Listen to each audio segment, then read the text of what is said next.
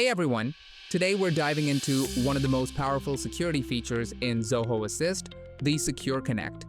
It adds two-factor authentication to your unattended access sessions, so only the right people get in. A couple of quick things to know before we start.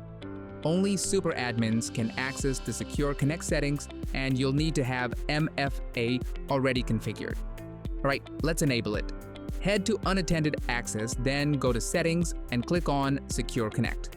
If your MFA is already set up, just check the box that says Authenticate before connecting to unattended devices. If you haven't set up MFA yet, no worries, just follow the help documentation given in the description for a detailed walkthrough on how to set up the MFA.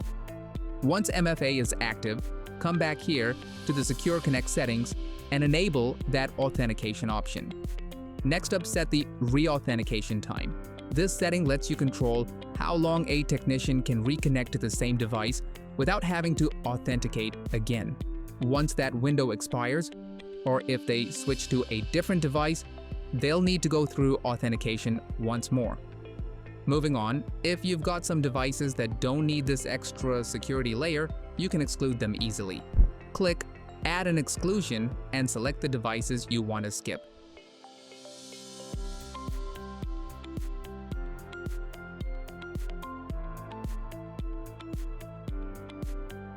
With that, you can go to the Devices section, select the device you want to connect to, and start supporting them.